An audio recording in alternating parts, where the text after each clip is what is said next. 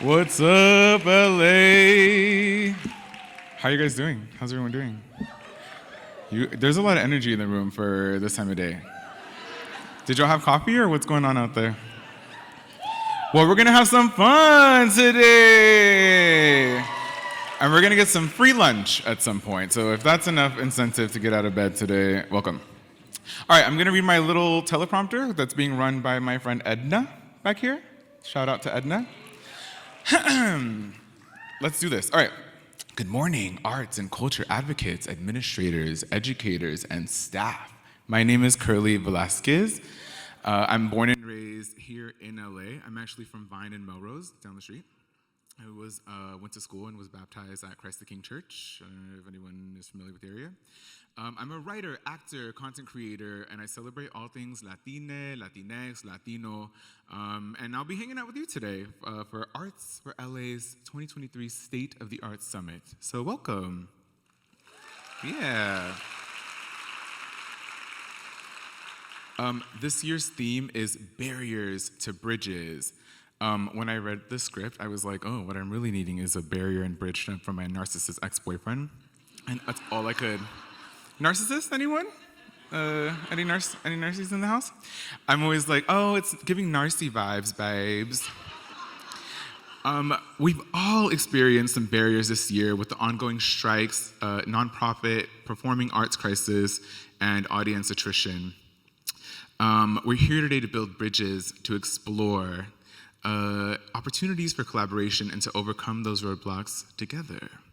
It's an honor to be with you here today to celebrate, innovate, and reimagine what a thriving arts and culture sector means for LA. This year's summit was created with 3 goals in mind: to connect you to cross-sectoral partners, empower you with knowledge and learnings from the field on partnerships, community engagement, bold approaches to equitable funding and leadership, and to position Angelinos like you to lead with hope, unity, veracity as an advocate, and just to be creative.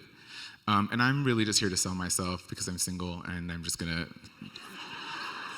literally gonna flirt with all of you guys this whole time. It might sound a lot for a Tuesday morning, but if there's one thing I know firsthand, it's that artists and art workers start to get a little antsy when there's nothing to do. So I wanted to do a little call-out game right now with you. I know it's Scorpio season. Are there any Scorpios in the house? Woo! So those are the people who are really passionate and loyal and loving, so go look for them later. Then we have Sagittarius season next. Sag is in the house. Woo! Adventurous, bold, so find them and work with them. And then we hit the new year and it's Capricorn season. Capricorns? Speaking of narcissists, just kidding. I love Capricorns. I love them. But it's getting nar vibes.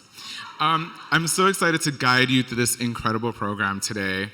I want to welcome our first speaker to the stage, the first ever executive director of this beautiful venue, the E-Bell of Los Angeles. She's responsible for creating and implementing a vision that dynamically increases the E-Bell's community engagement and overall impact in the region. Please welcome Stacey Brightman.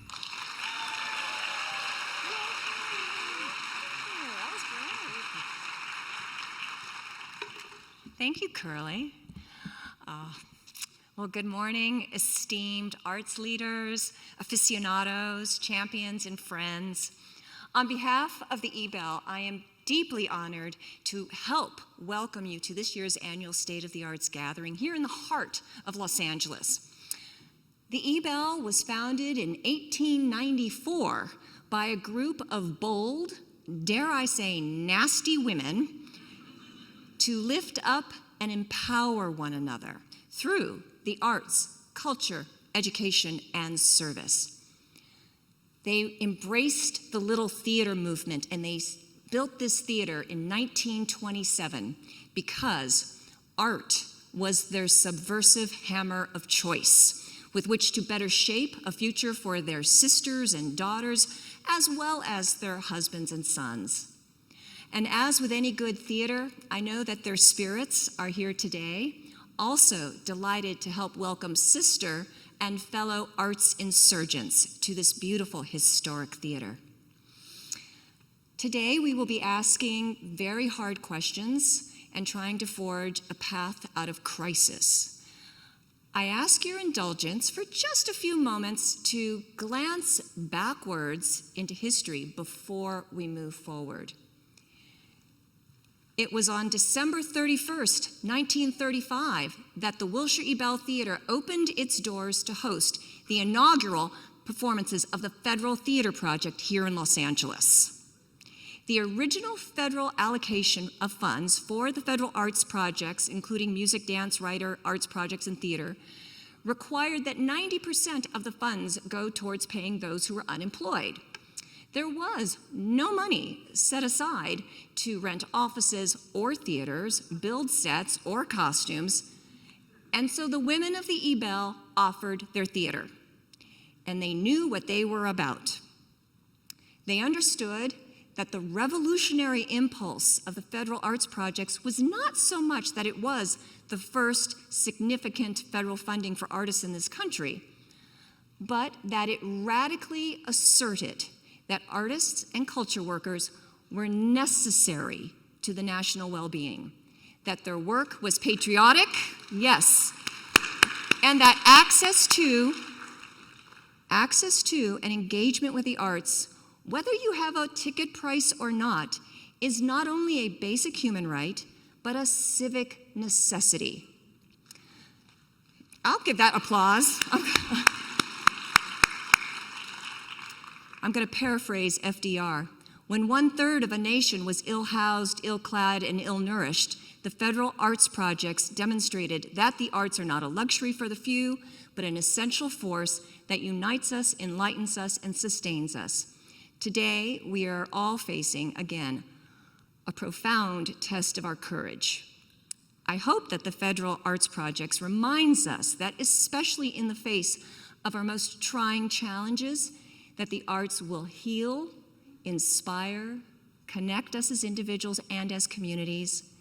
And it is my fervent hope that as we engage in discussions today, we will draw inspiration from our radical E-Bell foremothers and the federal arts project's history of resilience, creativity, compassion, and artistic excellence. Let us pave the way together for a brighter, more inclusive, equitable, and vibrant future. The nation needs us. So thank you all. Welcome.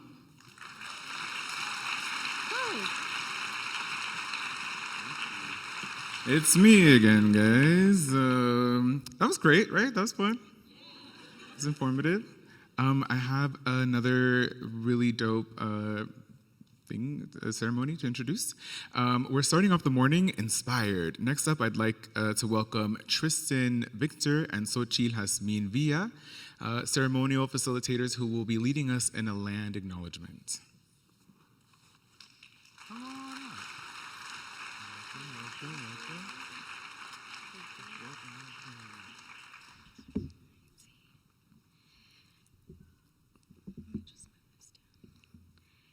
Kualitonali, buenos dias, happy rising.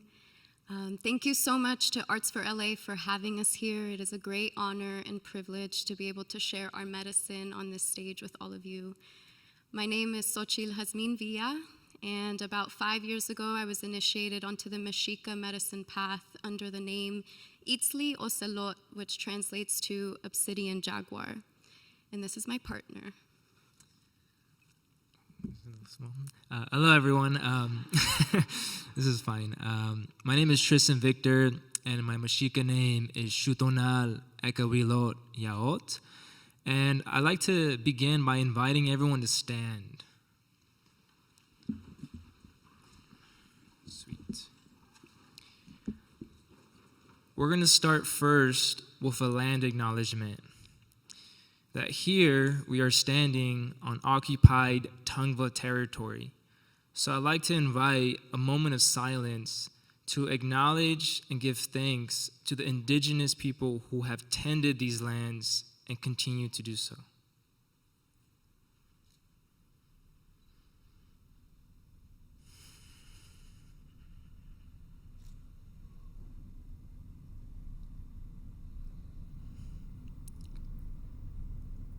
Oh, And now Sochi will begin by leading us in the 7 directions.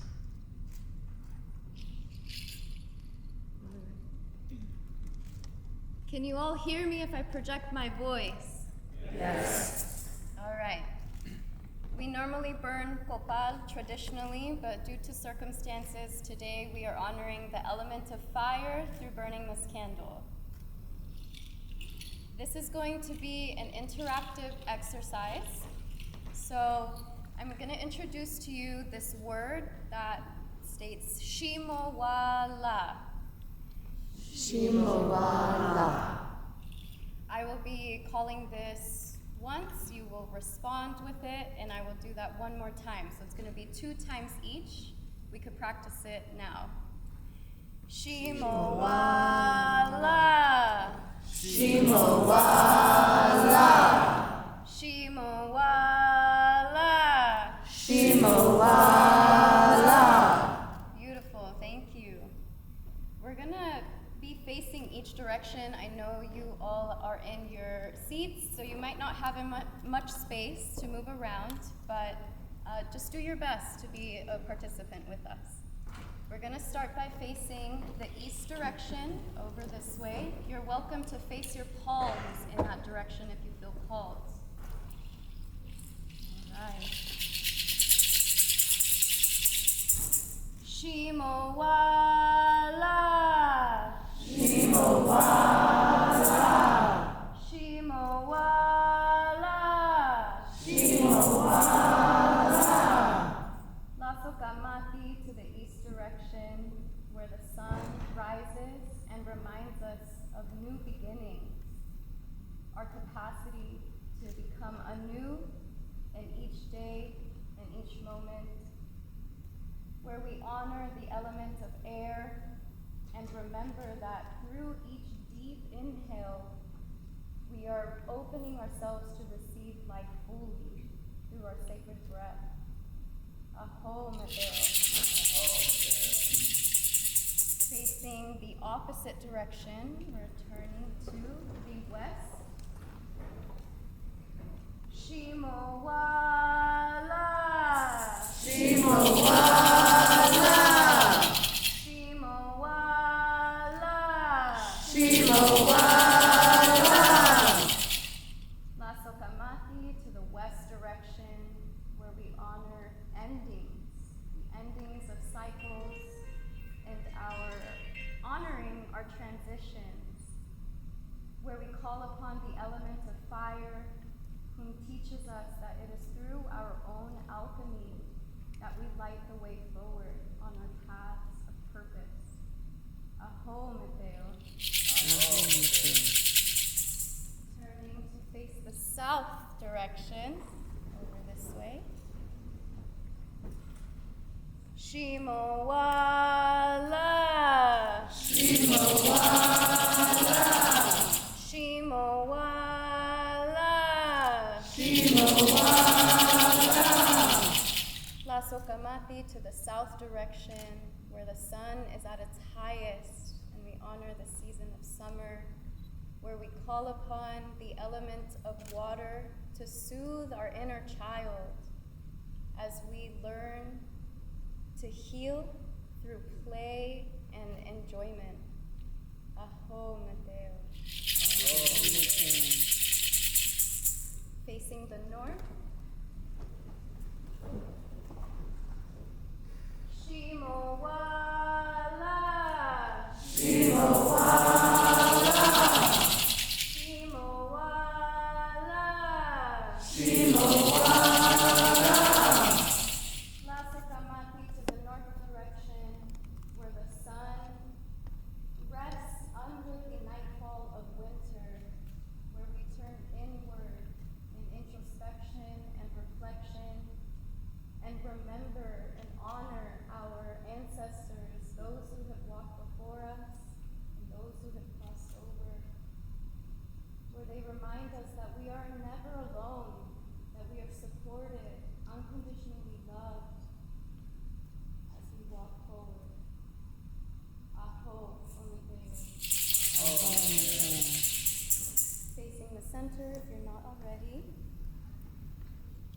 Facing your palms down to the earth to honor Donatsin, Madre Tierra, Mother Gaia, and to first ask and offer our forgiveness for the pain and suffering she continues to endure. And also giving thanks to our sacred home for the abundance that she provides us and the safety that she gives. Aho Donatsin, Aho Mother. And then now facing your palms to the sky, to the up direction, acknowledging Donatiu, Father Sky, and giving thanks to our winged allies, to the star people, to the cosmos, giving thanks to the clouds for the rain, and for the infinite possibilities that it inspires within us. Tasukomati, aho mete. And now placing your palms on your heart or on yourself, acknowledging the within, our center, and our hearts, giving thanks for our ability to feel love, to forgive, to offer compassion, and honoring our ability to choose. And if you haven't already, I invite all of you to take this moment to set an intention for how you would like to show up today and what you would like to co-create.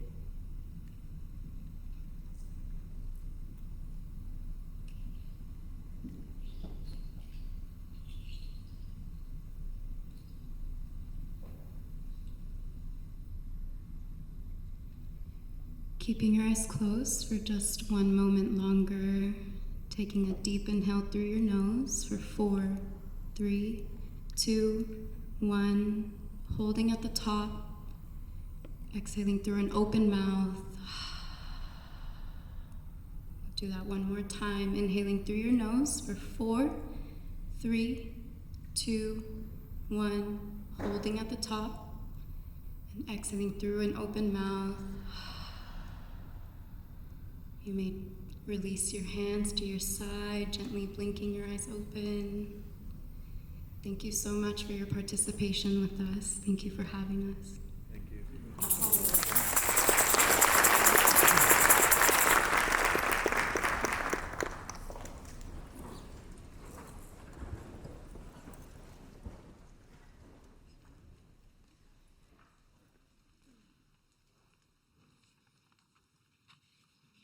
Can we give Tristan and Sochi just another round of applause for that moving ceremony?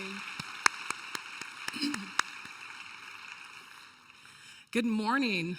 I am so grateful to be here connected with all of you and our history for this important annual Arts for LA event. For those of you who don't know me, my name is Annette Johnson, and I am the current board chair for Arts for LA. Thank you. I have spent a little more than 35 years in the cultural arts field as a curator, a program manager, a grant writer, and event planner. So I know where you come from. And my passion for advocacy is what truly connected me to Arts for LA. Our mission to inform, engage, and mobilize people like you to advocate for access to the arts across all communities resonates deeply with me. Organized movements, and I truly believe this, led by engaged citizens, have always been the cause for systems change. I have proudly served on the board of directors for several years now with other dedicated and equally passionate arts leaders and business leaders, and leading such an impactful organization into the future is truly a highlight of my career.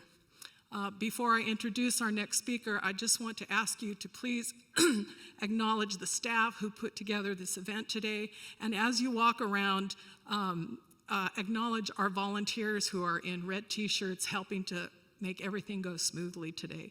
Can we just give them a round of applause also? Thank you. And now to share a little bit more about the power of Arts for LA's work and our team, I'm pleased to welcome to the stage a man who has led the organization's significant transformation and growth over the last 5 years. Please help me give a warm welcome to Arts for LA's CEO, Gustavo Herrera.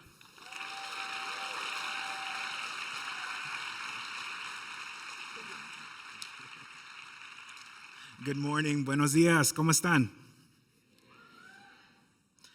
I want to thank everybody here for joining us.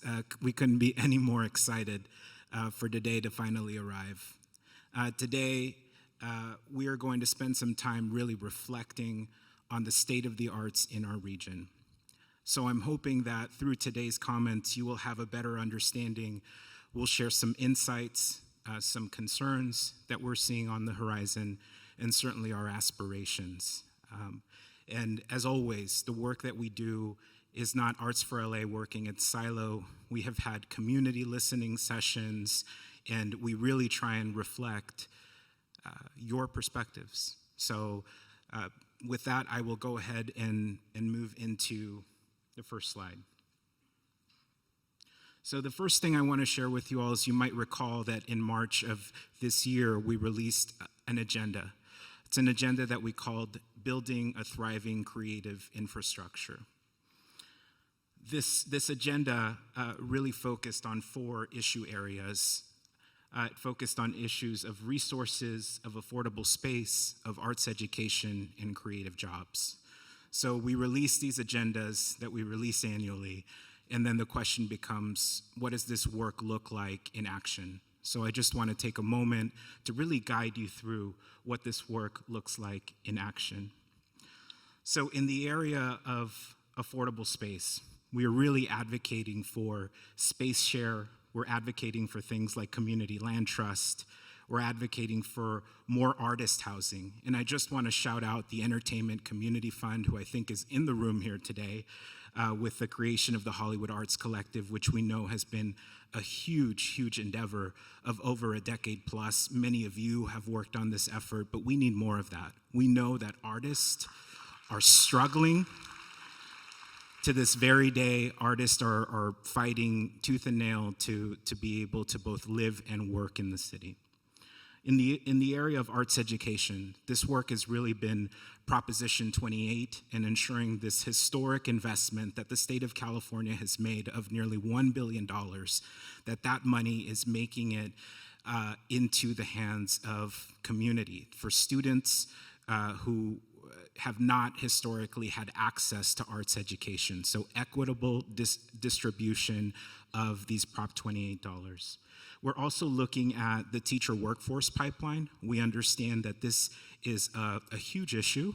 We're trying to close 10,000 jobs, 15,000 jobs. I hear different numbers here and there, but the reality is that we don't have enough folks in the pipeline to be able to meet that need. And so what Arts for LA is really doing is looking at ways in which teaching artists can have access to these opportunities and looking at how we can expedite some of the credentialing that will need to happen in that regard. And finally, in the digital equity, or under arts education, we're also doing work on digital equity.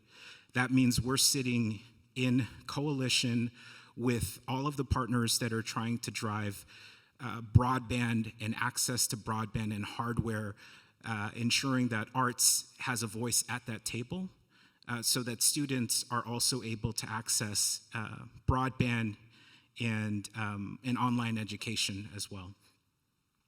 On the resources side, we are continuing to advocate for more grants, private philanthropy. We know that private philanthropy, we have seen organizations shift away, foundations shift away from arts and culture funding. So how do we continue to advocate for private philanthropy to continue to invest in arts and culture, to continue to invest in arts and culture in an unrestricted multi-year capacity?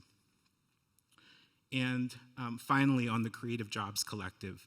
For this, Arts for LA has been leading a 19-person steering committee.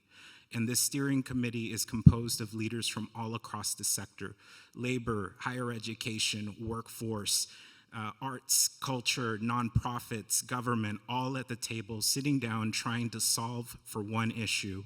How do we pathway 10,000 youth and adults from historically underrepresented communities into the arts and culture economy?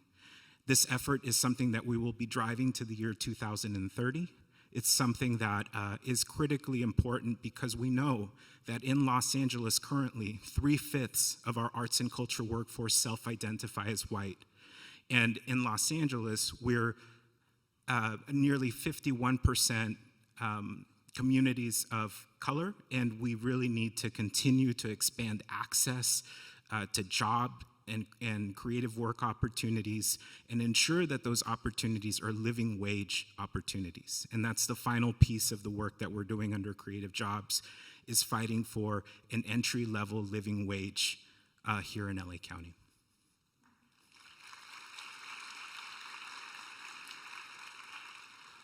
Now, I want to take a minute to just share some of the barriers and the challenges that we're seeing. And I'm just going to give it to you straight. We are, according to SMU Data Arts, #1 arts provider in the country. That same data report shows that we are number 259 in government funding for the arts. Performing arts, we're going to hear from one of the leading advocates in our performing arts field, Snehal, in just a few minutes. But we all know that performing arts theater is struggling. Doors are being closed, programs are being shortened. We just completed a report, commissioned a research report that showed that in 2021, performing arts lost 1 decade's worth of jobs. So we are back to the numbers we were in 2011, post the 2008 economic downturn. And if we continue down the path that we are going, the state will lose approximately $4.1 billion in tax revenues. And we already know that the state is really hurting currently. So this is a wonderful time to make an investment and continue to grow their investment in the performing arts. But this is a big challenge for us, because if one of us is hurting in the field, all of us are hurting. On labor and wages, we know, we read about this every day, the SAG-AFTRA and WGA strikes. And we know there's been some resolution reached there, but not for SAG-AFTRA. This continues. Last I checked, we were 160-something plus days. I think this was a week ago or two, so that number is continuing to climb. I think this should alert all of us, because there are folks who are living without a way to be able to feed themselves, to be able to house themselves. We also saw that Governor Newsom vetoed a really important piece of legislation, which was going to give folks who were currently protesting and on strike access to unemployment benefits, and this was something that was vetoed by the governor. This creates an even more difficult situation for our folks. And finally, I want to zoom out a little bit, if we can go to the next slide. The New York Times, and this is as of this last summer, reported that the number of homeless people in Los Angeles has increased by 9%. I think this should be alerting to all of us. We in Arts for LA in 2019 did a study that was led by Allison Agston, and this study looked at close to 800 artists all across LA County. The #1 cited reason and concern for artists was housing affordability, and the data actually showed that the number of folks who were on the verge of or unhoused was 3 times higher than the average LA County rate. And we hear this anecdotally in our field. Artists who are living in tents, artists who are living in their cars or under bridges and trying to make a living, but unable to put a home over their heads. And this should be of huge concern to all of us as Angelenos.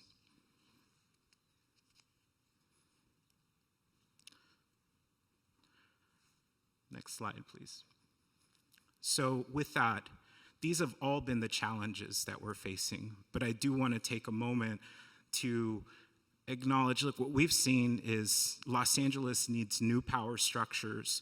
We need new business models that really redefine leadership in the arts. And this is really at the crux of why we introduced this theme concept of barriers to bridges. Because the role that we are trying to play at this moment is to break down those barriers. We are trying to build more cross-sectoral partnerships so that we're not looking at ourselves as the arts and culture field, but we're looking at ourselves as one ecosphere that collaborates to advance the betterment of Angelenos. And so I want to take a moment to share with you, and this is really in the spirit of collaboration, our wins, the successes. And I just want to emphasize, this is not Arts for LA wins, these are your wins. This is your advocacy, you pushing to ensure that when we send out those take action alerts, y'all are responding, y'all are submitting them, you're making the calls, public comment in between lunches. We appreciate it, we see it, thank you. Some of our regional wins. Since March of 2020, Los Angeles County has seen $100 million plus in relief and recovery dollars. We've passed motions through the LA County supervisors that both prioritize the Creative Jobs Collective Impact Initiative. This is the initiative of 10,000 that I mentioned to you, 10,000 jobs. There was a motion that passed in support of the Arts Education Collective, and I know we have the amazing leadership of Denise Grande in the room, so just want to shout out the Arts Ed Collective. Important messages on public messaging for the arts. We all know that we need one big concerted messaging, and so the county is starting to hear this and starting to figure out ways in which they can partner across agencies to get this message across.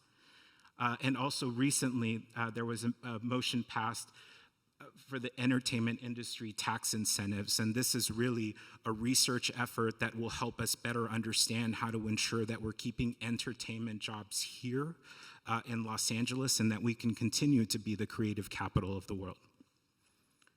And on the state side, we have worked hard and in partnership and coalition to advance the Equitable Payroll Fund, and we're proud to share that Governor Newsom, through the advocacy of a lot of you in this room, and I just want to shout out Martha Dempson, if she's in the room, fearless advocate, amazing leader, Terry Ball, and the SB 1116 Coalition, who worked incredibly hard to get this 11.5 million passed. This is just a start. We can't stop there. We need to continue to push for this 11.5 million to grow. We also had investments in the Creative Core, which was a historical investment for the state of California. This is really a workforce program, and it's artists in service of the public good. This money is making it all across Los Angeles County and in regions all across the state. Really important initiative that just acknowledges that artists are essential. And finally, the implementation of Prop 28. As I shared earlier, $1 billion. Now the work becomes, how do we ensure that this money actually does what it's supposed to do? How do we ensure that it's equitably distributed? We can't just secure the money and then let it ride. We have to stay on this. Implementation is just as important as the advocacy to secure it. So in the spirit of collaboration, can we go to the next slide? Want to make sure that you all understand, and it's so important for me to say this to you all, Arts for LA comes from the spirit of collaboration and not competition. And it is about the we. The more that we, as arts advocates, really embrace that we, the more powerful we will continue to become in Los Angeles, and we're already powerful. But I just want to take a moment to acknowledge all of our key partners in advocacy, Californians for the Arts, Senator Ben Allen. I saw Lauren Pizer-Maines in here a few minutes ago, so shout out to you. Senator Anthony Portantino, the SB 1116 Coalition, saw a lot of folks in the room who have been a part of that work. Theater Producers Southern California, Actors Equity, the LA County Department of Arts and Culture, Create California, and of course the Department of Economic Opportunity. Next slide, please. And finally, I also want to take a moment to just acknowledge all of the sponsors that have made this possible. We have the eBell of Los Angeles. We have Claremont Graduate University, specifically their Center for Business and Management of the Arts. Daily News, LA City Department of Cultural Affairs, Supervisor Hilda Solis in the First District, Icelandic Glacial, and New Venture Fund. Please join me in a round of applause for all the sponsors.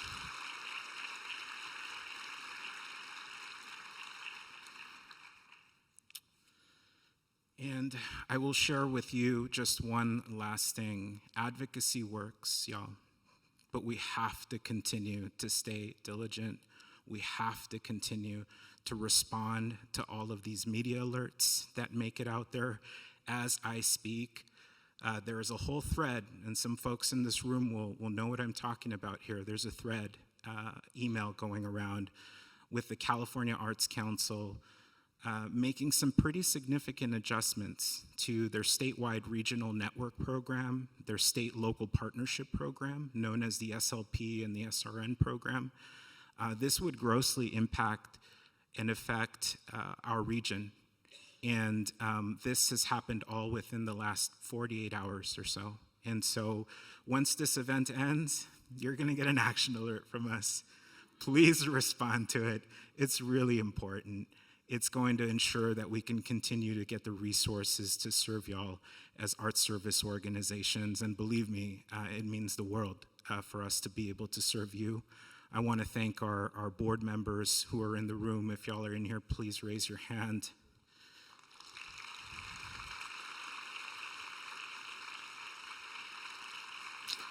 I also want to thank the Arts for LA staff team. If y'all are here, please raise your hand.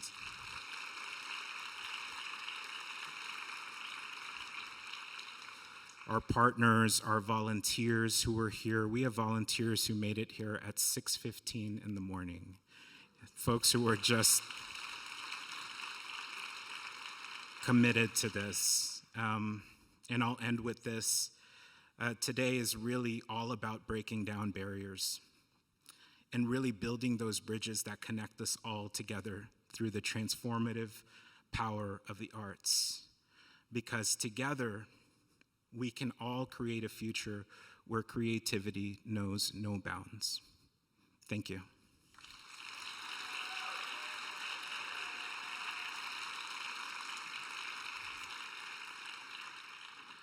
And with that, it is my sincere pleasure to introduce you to our keynote speaker, Snehal Desai.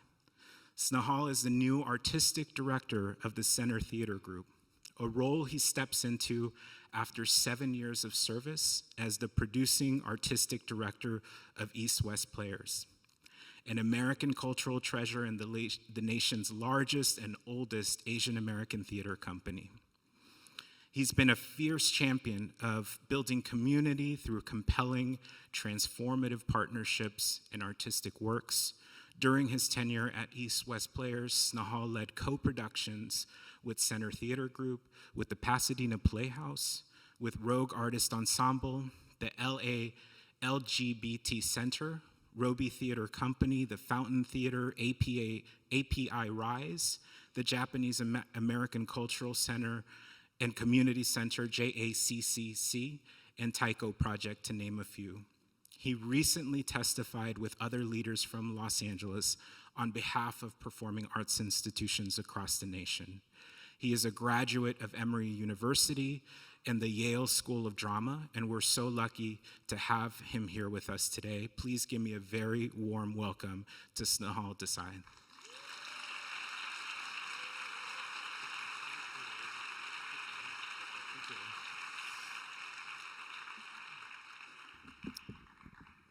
Good morning, everyone. How are you doing?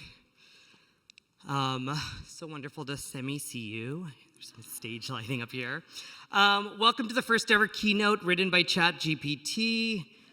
I haven't read through all of this, so if anything goes off the rails, please blame the chat. I want to thank Gustavo, Melissa, Ricky, and all the organizers of the State of the Arts Summit, Barriers to Bridges. It is both deeply humbling and incredibly early for arts people, so I will do my best to keep things brief and moving. As someone whose journey has recently taken them both on an incredibly short journey by LA traffic standards, I thought I would use this time today to share a little about my experience as an artist, an artistic leader, and some observations I have made as the leader of a culturally specific theater and now at Center Theater Group, and conclude with some thoughts and hopes for our community looking forward. Before diving into things, I'd like to start with a couple of givens. Please know that everything I speak about is simply through my lens and experience. I do not pretend to say anything, anything I say today is a universal truth. These are my thoughts and reflections, and they will change in 10 minutes. Also, as this is Arts for LA, you represent and are a part of a wide swath of LA's vibrant artistic community. I admittedly know theater the best, and most of my comments will skew towards theater, but I hope what I say bridges across our entire arts ecosystem as well as individual disciplines. As Gustavo mentioned, for the last 7 years, I've had the privilege of being the artistic director of East West Players here in Los Angeles. For those of you who don't know, EWP is the oldest and largest Asian American theater in the company. When I became artistic director at EWP, we had approximately $500,000 in debt for a $1.2 million institution. No lines of credit or reserves, and barely enough cash on hand for 2, maybe 3 payroll cycles. I was also a first-time AD who had never truly helmed an institution. Those first years continue to both haunt me and to be some of the most difficult in my career. So that when the pandemic came along, it felt challenging, but not insurmountable. It just meant pivoting, remember that word? Once again, but not something that we had not done before at EWP. Currently, the theaters in our field doing the best right now are theaters of color and culturally specific institutions. They are the ones that have learned to be nimble and resilient, organizations who have developed a fair degree of elasticity in which they can expand or contract in response to the times. They are the ones who got by on mission and purpose and clearly defined communities they were serving. And it still took a pandemic to catch up to proper resourcing and funding. During those first years at EWP, I want to also give out a shout out to my colleague Danny Feldman at the Pasadena Playhouse, who also came into his new role during a hard time at that institution and had to cancel his first season. I say all of this because so much of what we are going through in this moment is hard because we often can so easily get fixated on one way of looking at the world that has been indoctrinated in us, and as soon as we shift the lens, it allows us to exhale and explore new ways of being and operating. So what do I mean by that? As I often say, for arts institutions, the place we must start with change and narrative shifts is with the art makers and the art. We sometimes retroactively try to shoehorn the art into the existing model when it should be switched. So if we are starting with the art in this case, which is storytelling, let me start with what are the hallmarks of Western theater. Please excuse the academic deep dive. There are 4 main tenets of Western theater as we know them: a linear worldview, Aristotelian structure, which means having a beginning, middle, and end, and text-based storytelling. There's one more that I'll get to later. So in a linear worldview, we are on a spectrum where we go from point A to B. But what if we looked at time through a different lens, an Eastern lens or an indigenous lens or worldview? One in which time, instead of being linear, is cyclical or circular. How then do we think and dream forward knowing that the moment we are in will be something we will get through, and then in due time we will inevitably probably find ourselves back in this place someday again? We often think about growth on a chart as an upward line. We hope with no down arrows. But what if we think of progress rather as a balloon that expands and contracts, that has high points of expansion, which is of equal value and growth to those where there is less expansion? What happens if we think about growth not linearly, but concentrically? That progress radiates out from a central core we always stay true to. And it's not about the size of that core. Times of constriction are painful, but also opportunities and times to reassess and nurture new creativity in everything we do. The other hallmarks of Western theater, as I mentioned, outside of time being linear, is Aristotelian structure, by which essentially, I apologize for being reductionist for you academics out there, but that actually means the idea that the plot should be structured logically. But here again, if we are focused, what happens if we focus on different traditions of work that take us outside of traditional spaces? Focus on ritual, the epic, spiritually and celestially oriented traditions of storytelling, stories couched in the hero's journey, where the way of storytelling can go beyond set limits of time, space, traditional rules of engagement and being with each other, where something besides logic, memory, tradition, the heart guides us. What if we move beyond text-based traditions of storytelling to more movement and music? How does that change the universality and access of what we are doing and who we welcome in? I don't believe I'm saying anything new when I say to develop new audiences, we must produce more works that are pushing the bounds of traditional artistic experience and go into those communities we seek to reach and serve. I also firmly believe any arts institution is the strongest when it's a home for as many artists as possible. Artists want, as Gustavo said, at this point, just the basics: shelter, food. They want their relationships with arts organizations, both presenting and producing, to be less transactional. What I have witnessed is not resistance to this notion from any artistic leaders, but I will say a lack of imagination on our part as to how this is feasible and sustainable in this day and age. It is about paychecks, yes, but also other ways we can support our communities: access, healthcare, rehearsal space, spaces where we create community. Our institutions, in the name of survival, continue to punt the question of how they are lifting up and centering artists versus centralizing it as one of the many issues we are facing today. Lately, I've been spending a lot of time with the book Emergent Strategy by Adrienne Marie Brown. If you don't know it, I advise you go to your local bookstore. Don't buy it from Amazon. She herself was also, she and the book are inspired by Octavia Butler, a local artist whose work and stories I don't believe have been told enough on our stages. Marie Brown talks about the idea of emergent strategies as guided by a set of principles. Change is constant. The Bruce Lee saying, "Be like water." There is always enough time for the right work. Never a failure, always a lesson. Trust the people. If you trust the people, they become trustworthy. Move at the speed of trust. Focus on critical connections versus critical mass, and build resilience by building relationships. Less prep, more presence. And what you pay attention to grows. What we are all doing right now is planting seeds. Seeds for change. And on days like today, we are asking people to join us in watering them, and we don't know what will come forth and when. Things will grow, but it will take the time it wants. There are two other emergent strategy principles that I think resonate for us in this room.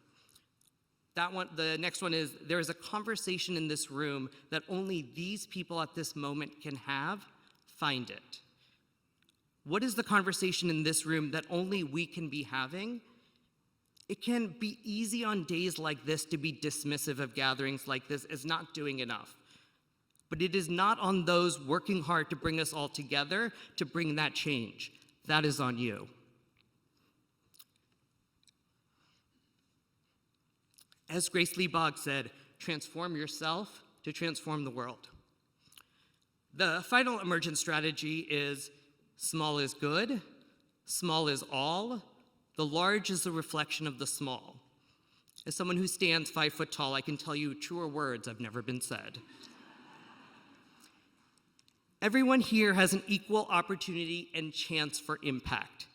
The great equalizer is time. And a small arts organization, I can dream and make something happen quick and fast, but it will be small and then take time to scale. At a larger institution, it will take some time to build and make things happen. Not sometime, it will take a while. But when we do, it will be at scale. So we'll get to the same place. It's just the way the journey happens. As Marie Brown also notes, how we are at the small scale is how we are at the large scale. The patterns of the universe repeat at scale. There is a structural echo that suggests two things.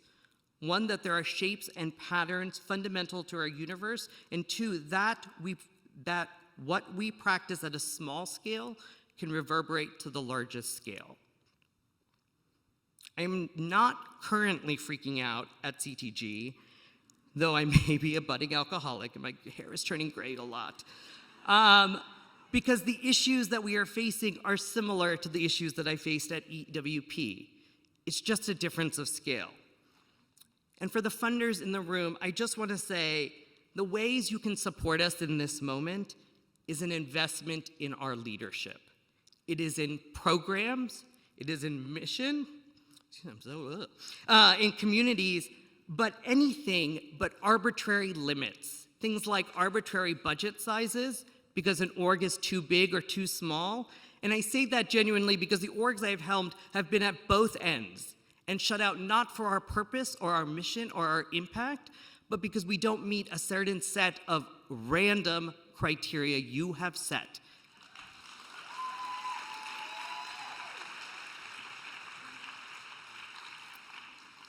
You said general operating wasn't possible, and then the pandemic happened, and guess what? General operating is possible. And guess what? We use that money to fulfill our mission.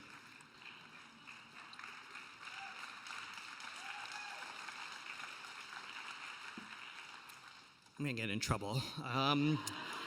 If you are a company or organization struggling, find a partner or six. Always be building new bridges, and if you're in a place where you can support others, remember you won't always be there, and you will be remembered for how you support others when they asked for help. It's not an or situation, but an and situation. I'm here today because when I first started at East West, I was in trouble. And Michael Ritchie, my predecessor at CTG, asked me how bad it was. And I could not get beyond thinking of money and the two words I hate the least, cash flow. He kindly offered the opportunity to be involved with the production and gave EWP hundreds of tickets that we could sell at whatever price we wanted and keep the profit. In my third year, when I was having trouble finding enough resources to make a season happen, Danny Feldman invited EWP to partner with him with Pasadena Playhouse on a production of Great Leap. Full equal partners, a co-production, and we did not have to put any money in, and we could keep the ticket revenue from tickets sold as part of our subscription. That is what partnership is. This past year, as we co-pro'd with CTG, EWP was actually in the strongest position financially it's ever been, and we could make a contribution in a way I thought we couldn't. I never thought that a smaller mid-sized theater could truly contribute to one of the largest in the country. But that's the relationship between large and small. It changes and grows. Co-productions, as you know, are not easier or cheaper or faster. They are hard and complicated, but in the ecosystem, the LA arts community, they are our best way forward. They are bridges towards innovation, cross-pollination of audiences, artistic risk, and community building. Those that continue to be isolationists on this front, we wish you well, and I'm glad for you, but the rest of us are gonna band together and find a way to move on.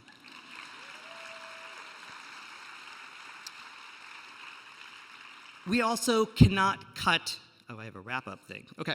We also cannot cut our way out of our situations. We just have to keep doing up the work and showing up for each other. Impact is real, change is real, and ultimately, as storytellers, if a narrative is not working, change the narrative. Change the entire timeline if need be, linear to circular. At CTG, we recently announced CTG Forward is the way we are trying to do that incrementally, first small and then at scale, focused on LA stories and artists, community-centered, non-traditional programming, moving away from reliance on the old models, more cross-collaboration across disciplines. The model has never been stable or sustainable. And now you put a person of color in this position, and in 60 days, you want a long-term plan for sustainability.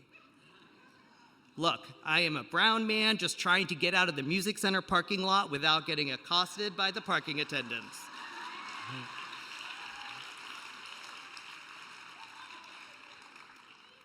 Don't I know that this area is for the board of directors of the theater? Are you on the board? Why, yes. Yes, I am. Try doing that while you're also on a call with your board chair. I just do actually want to take a side note and say the model has issues and is broken, but we must also thank and appreciate those that are carrying the load for us and doing the work. And I think some of the most thankless people in the American theater are board chairs. So I just want to recognize them for what they do for their leadership of our institutions at this time.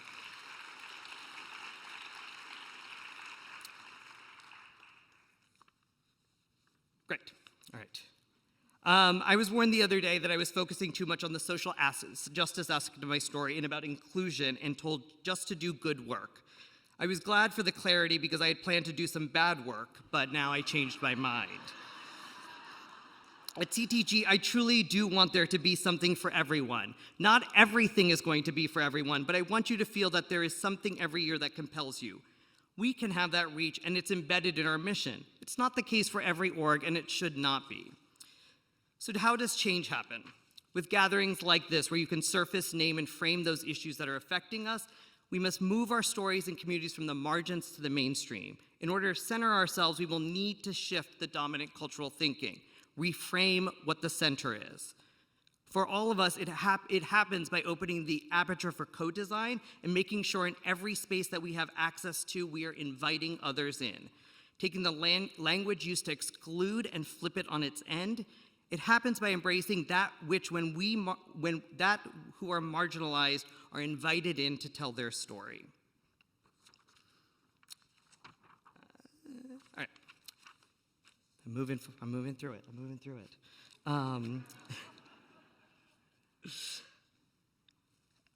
Okay, so earlier I talked a little bit about Western theater and I left one thing out. So I'm going to close with that, which is the last hallmark of Western theater is catharsis, emotional release, the process of releasing and thereby relief from strong or repressed emotions. So much of what we have focused on is around that, but here again I have lately been thinking about Eastern storytelling traditions, and what they seek is not catharsis, but transcendence. A spiritual uplifting and moment of communing with the divine in whatever way that means to you. For me, that is the name of the game. It's why we are all here. We do this work one way or the other because I'm willing to bet at some point we have witnessed a work of art that took us to a transcendent level. And the pursuit of that state is what drives us. The pursuit of beauty is divinity in itself, and it can be witnessed and experienced and must be shared. Let us also never underestimate the power of representation, of seeing someone and being seen. We are all here today because at some point in a darkened room, you felt seen, you felt heard, you felt represented, you felt moved, shaken from the numbness of our lives, and that has stayed with you. And the most selfish thing we can do is not work hard enough to share that. It is easy to feel powerless in our world today. The world right now is built to make you feel small. But I am here to tell you that we have all the power we need, that we in this room, in our communities, have more power than we have. We have the ultimate weapon, storytelling. That is how you affect change. You touch minds by touching hearts first. My favorite Maya Angelou quote has always been, I learned that people will forget what you said, people will forget what you did, but people will never forget how you made them feel.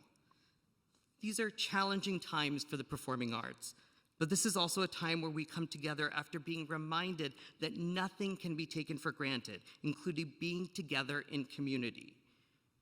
We emerge after the last few years keenly reminded that nothing can match the unparalleled power of live performance.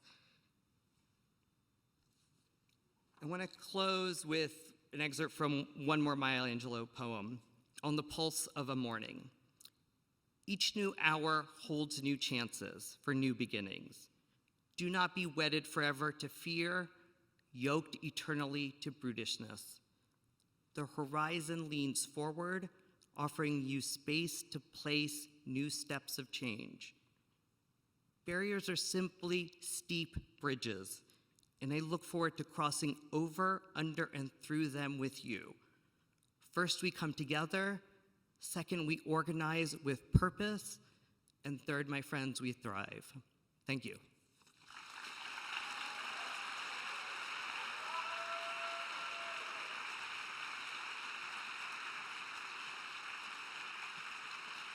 What up? Give it up for Gustavo and Snehal, y'all. It is I again, your favorite Messi Primo. So I'm super excited. We're gonna change up the vibe a little bit right now. We're gonna get some live music going on. Y'all ready? I saw them perform earlier, and I was so floored because the performance was so good. And then they turned and looked at me, and I just didn't know what to do because they were so amazing. But Arts for LA is excited to welcome to the stage a talented bassist, vocalist, and composer who began playing professionally and recorded her first jazz album at just the age of 13 years old. 13 years old. Do you know what I was doing at 13 years old? I was stealing hair dye from CVS and trying to sneak into the arena on Santa Monica. Oh my God, I would get my markers and like paint and like change my age on my ID, and I would get in because I too am an artist. So please welcome to the stage Anissa Strings.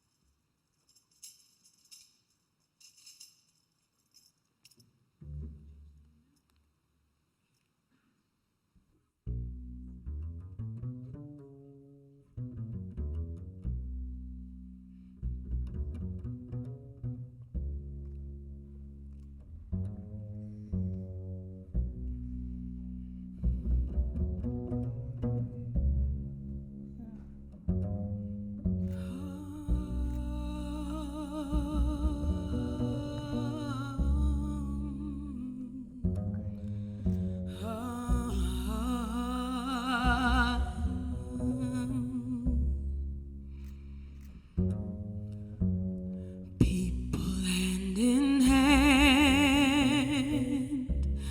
have I lived to see the milk and honey land, where hate's a dream and love forever stands?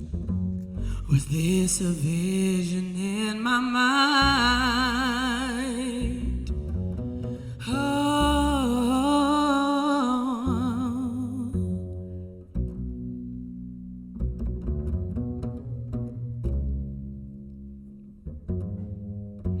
The law was never passed, but somehow all men feel we're truly free at last. Have we really gone this far through space and time? Was this a vision in our minds? I'm not one to make believes. I know that leaves are green. They only turn to brown when autumn comes around. I know just what I say. Today is not yesterday, and all things have an ending.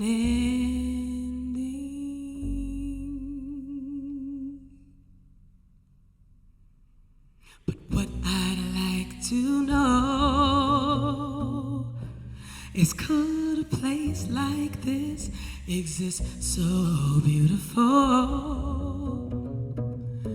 Or do we have to take our wings and fly away to the vision in our minds?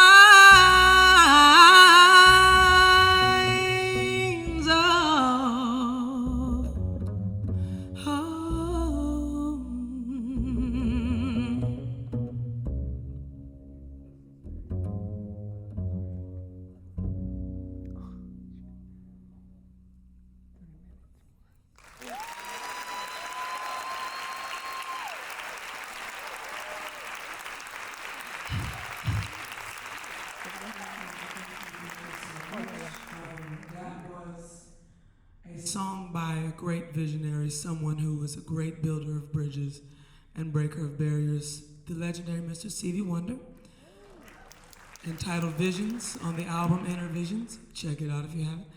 I'm going to continue with some original music, 2 selections. And the first one is called Letter of Recommendation. Who here has had to write or has needed one, right? Yes. And this was one that I wrote to myself when I was in university at USC, Fight On for the Trojans in the house. Yep. And, you know, as an artist, you know, we're learning and we, you know, the professor tells you one thing and you should go this way, and then, but you're like, hold on, no. That's not my way, you know. And so this was my letter of recommendation to myself to forge that path, blaze the trail, do what hadn't been done, and be myself. So as artists and those who support the arts, you know what this is about. So this is letter of recommendation.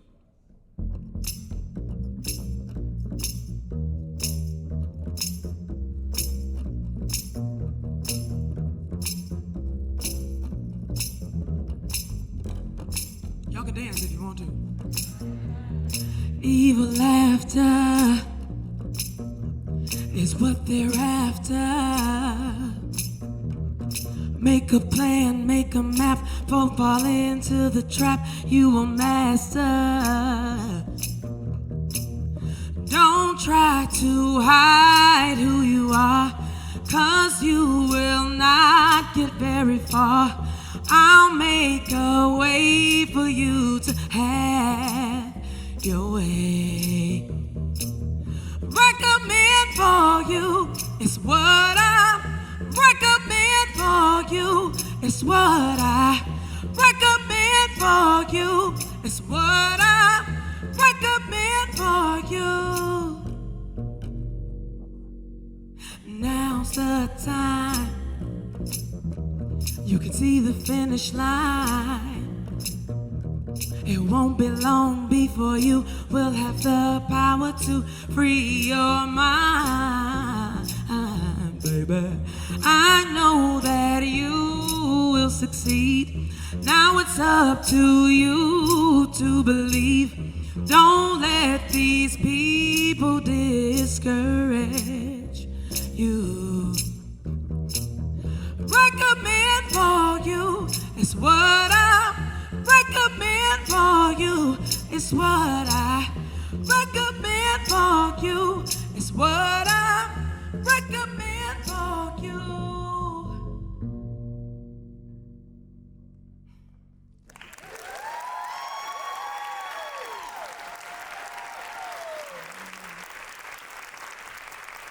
Thank you so very much. You know, this last one is, so that's about breaking barriers in the arts. And this last one was actually requested by the staff here. I feel so honored that people listen to my music and they're like, can you do this song? I'm like, really? You like that? So this last one is called Love-olution instead of revolution, you know, a change involving love and, you know, breaking barriers within our own communities and our larger extended communities. So yeah, this is Love-olution, my last song.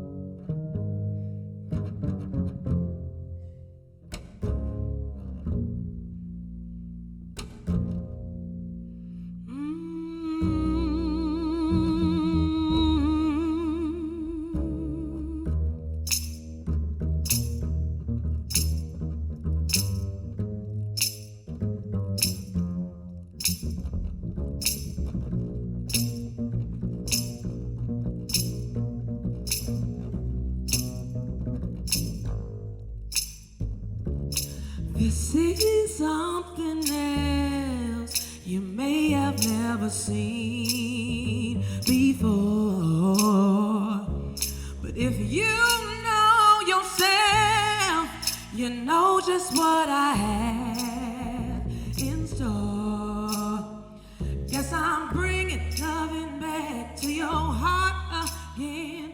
I know it's been real hard since you had your heart broken, but it's time for us to get together and have some love children who will grow up and change all this ugly, hateful thing. 'Cause we know the power love can overcome, baby, and it's time for a love revolution. 'Cause we got to stop all this war. What in the hell are we fighting for? We can't let the enemy divide us. We got to be unified. 'Cause we know the power love can overcome, baby. And it's time for a love revolution. 'Cause we got to stop all this war. What in the hell are we fighting for? We can't let the enemy divide us. We got to be unified. And it's so clear to see the ways that we've been broken down. But it's time to be free. It's time to turn this ship around. 'Cause it's been way too long that we've been holding on to all this fear, distrust, and envy. It's time to get along.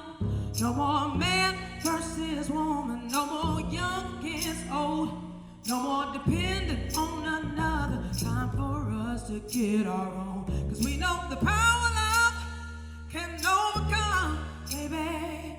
And it's time for a love revolution. 'Cause we got to stop all this war. What in the hell are we fighting for? We can't let the enemy divide us. We got to be unified. 'Cause we know the power love can overcome, baby. And it's time for a love revolution.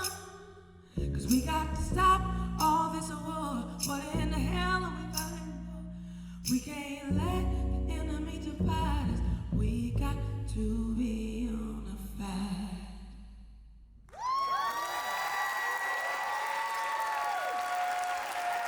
Thank you so much.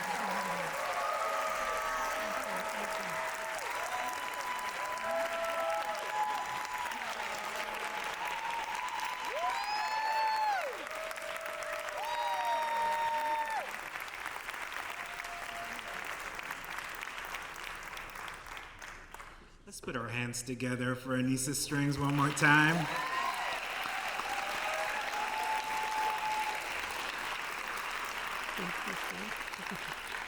That was absolutely amazing. I want to take just a moment to introduce someone I'm actually very, very excited to introduce.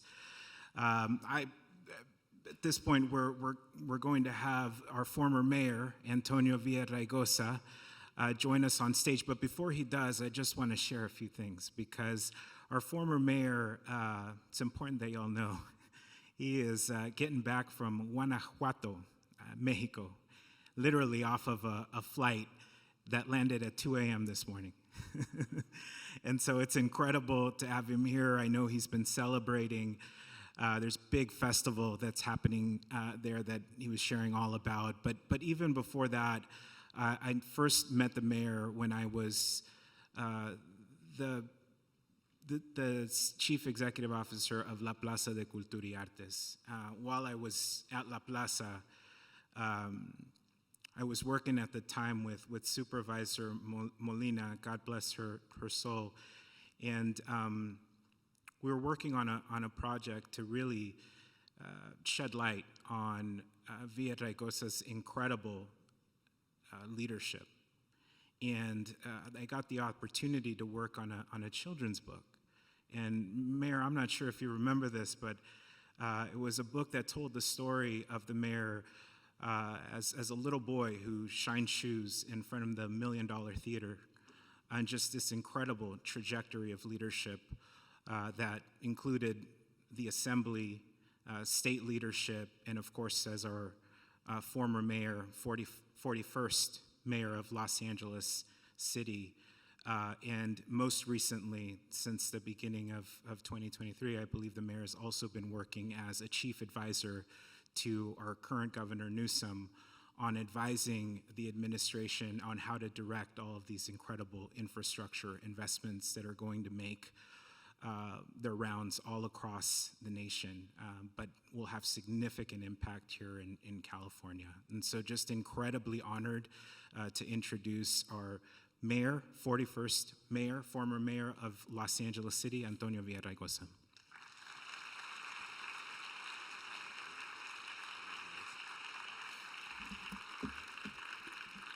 Good morning, everybody. You know, when Anissa Strings played that first number and said that it was a song by Stevie Wonder, I was thinking, most of these people weren't even born then. I remember that song. Used to sing it to my daughters. So it's great to be here with you. And, you know, Gustavo, thank you for inviting me here today. I've been out of the country for 5 weeks, mostly on work, and just getting back from El Cervantino, named after Cervantes. And the Cervantino, I'll get there. Thank you very much. The Cervantino is held yearly in the city of Guanajuato, Mexico. It's a city of about 200,000, maybe a little less. 700,000 people from all over the world come to Guanajuato. And if you've ever been to Guanajuato, it's a beautiful colonial town with a very deep cultural and political history dating back to before the fight for independence in Mexico. And it celebrates the arts, Mexican arts, but the arts, you know, music, visual arts, and it's just a wonderful, wonderful event. And the United States was the invitee of honor, and for the first time representing the United States, which is why I was there, was a collection of art, of Mexicano, Chicano art from Altamed. And so for the first time, you know, the United States gets invited all the time, and usually they do mainstream art. But today we celebrated Chicano Mexicano art. And it was a great testament to the cultural heritage and richness of our community. And so when I was asked to come here, I wasn't sure I was going to make it, frankly. My plane got delayed, and then it was going to be canceled. But I wanted to come. And I wanted to come because it says here, my name is Antonio Villaraigosa, your former mayor. And I'm thrilled to be here with you to share in the celebration and reflection. You could hold it there. So, you know, I love that. But I wanted to be here. And I wanted to be here because, you know, growing up on the East Side, people come from all over the world to see our murals. And it was really from that community where, you know, the biggest push, murals everywhere, but the biggest push for street art, art that reflects the aspirations of struggle and of dreams and the like. And so, you know, years ago I was on the MTA board in, 1991 or 92. And later chaired that board when I was mayor. And the arts was always something important to me and important to many of us. Because if you look at great buildings, and the MTA building is an example, great buildings have art. They celebrate culture. When you go around the world, what do we go see oftentimes? The architecture, the cathedrals, the museums of cities. Yes, we interact with the people, but we go to see the arts. And for me, in assisting Altamed in now 7 cities, we've used the arts as a bridge at a time of walls to share with Mexico Chicano-Mexicano art.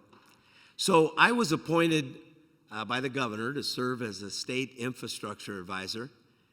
And, my job was to provide recommendations to maximize California's share of the historic federal funding via the Jobs Act and the Inflation Reduction Act. Now, we're talking about up to $180 billion of art. Now, when he asked me to do this, I said, well, hold it. I'm willing to advise you. I know a little bit about infrastructure. In the 8 years I was mayor, we built more trains than anybody, more schools than anybody. We did more at the airport than anyone had done since 1984. We did more at the port. We were focused on infrastructure, but not as focused as we should have been on the arts. When I was a council member, they tried to eliminate arts funding in LA. And I did the initiative to say, hold it, man. All we're spending is $1 million. We're not eliminating $1 million from a $4.7 billion budget. And then later, I hired a great woman, Olga Garay. Some of you may remember her. Well, she got a better clap than I did, man. Let me say it again. Olga Garay. And she put that $1 million and leveraged it for another $10 million, but that wasn't enough. The fact is we have to invest in the arts.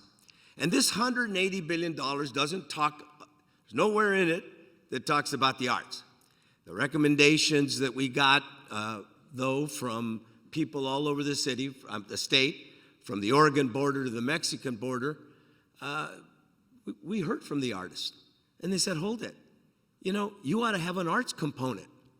And while the Infrastructure Investment Act didn't have an arts component, that doesn't mean we can't add one.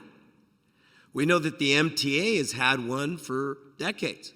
And when you go in those trains and you see the murals and you see the sculptures and you see the art, it makes you feel better, makes you feel safer.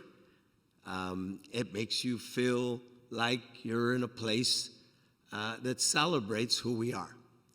You've always, those of you who are old enough to remember, when I was in that job, I used to always say, what do I love about LA? I love the people. 70% of LA is of color. We speak 220 languages, 27 different nationalities that have their largest population in LA outside of their country of origin. You can travel the world in LA. And why not do it through art? Why not do it through culture? Why not do it in a way that actually helps to bridge those different communities? And so, in the time that I went up and down the state, there were a couple things that people talked a lot about. Yes, they talked about the arts, but they also talked about equity. The days when we build 5 freeways in one neighborhood like we did on the east side are over. And when we mitigate, we ought to mitigate like we do in Beverly Hills and West Hollywood for the east side and the south side. We ought to make sure that the arts are a major component or, a component of what we do. And so I was asked to come to say, you have an opportunity. Look, you are the cultural workers, the artists, the folks who really are passionate about this, who understand. You don't need me to tell you that the arts can be a bridge, that it could connect communities. You know that better than anyone like me. I'm certainly not an artist. But what I can tell you is that I support funding for the arts. And, I've always, over the years, I think some of you know, again, those of you old enough to remember, I came out of the movement. I wasn't this guy that worked for politicians for 30 years and then ran. I came out of the Chicano movement. I helped found the UMAS. I led the walkouts at my high school. I was involved at UCLA when they tried to close the affirmative action programs, and I said, hold it. You let me in, I'm going to keep the door open and make sure the next generation gets to come in as well. And so what I can tell you is that if you want that funding, you're going to have to fight for it. You're going to have to knock on those doors. Yes, the MTA does have an arts program, but we want it to reflect the neighborhoods that these trains and buses go through. We want it to reflect the aspirations, the struggles, the dreams of our diverse communities that are in this city and in the state. Going to be 400,000 direct and indirect jobs related to this Infrastructure Act. Most of it are going to be construction jobs. But there has to be work for the creative workers as well. What we've said is, and what I did when I was mayor, is I said, hold it. These construction unions, I don't see LA here. I'd go to a construction site and ask, where are you from? Temecula, Palm Desert, San Diego, Arizona, Nevada. We changed that. We said we want to hire locally. We want local hire. We want to focus on high poverty, high unemployment districts. We want to make sure there are women on construction sites, that the Latinos aren't just laborers, but they work in all the fields, that there are African Americans on our construction sites. And as a result, we went from basically very little, I don't know the exact number, to 2,500 black apprentices. But that's not enough. We need to make investments. And I would submit to you that you have to argue that we need to make investments around creative and cultural workers as well. So you can go on. I didn't read any of it, but let's see, where are we? How we might overcome division and work together across sectors. Yeah, I went through that. Keep on going. I'm supposed to introduce somebody. I know what I wanted to say. I'm sorry, but I don't like reading speeches. I like them to come from the heart. And thank you, Gustavo, for that very generous introduction. I do remember that event. I was shining shoes. They keep on saying the $1 million. It was in front of, it was on 7th of Broadway, actually. I did shine shoes in front of the $1 million, but mostly it was on 7th of Broadway. And then when I got pushed out by the bigger kids, it was in front of Woolworths, and most of you don't remember what a Woolworths was, but for those of us who are older, Woolworths, nobody wanted to get their shoe shined there. So, I had a bad Saturday those days. But what I can tell you is that those stories need to be told. The stories of the struggles, the trials and tribulations of our folks. And so I wanted to be here to welcome to the stage Jennifer, is it Vides? Vides? Vides. Latina. Guatemalteca. Huh? Oaxaca. Guanaca. Jennifer Vides. She's Metro's first Chief Customer Experience Officer. Now, let me just say this. What we need to say to Metro, and Metro does it better than anyone, is we need to replicate this. We need to build this bigger and brighter. And I think with your work, with this summit, we're going to be able to do that. And then we need to go up and down the state, because a lot of these projects don't have an arts component. And we got to make sure that it does. Because when we do, we'll really celebrate what makes California great. It's that we come from every corner of the earth where the hopes and dreams and often our struggles, and we come together to make it a better place. Thank you so much. Enjoy the summit. And now, Jennifer Vides.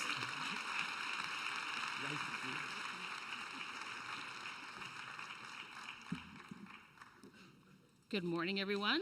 Buenos dias. And thank you, Mayor Villaraigosa, for that kind introduction. My name is Jennifer Vides, and I am Metro's first Chief Customer Experience Officer, and I'm responsible for driving a customer-centric culture at Metro that will improve the experience for our customers. Functionally, I oversee things like marketing and public relations. I also oversee the ambassador program. And I don't know if anybody of you have heard about the Metro Ambassador program. I oversee that as well. But I also oversee our arts and community enrichment programs that he mentioned earlier.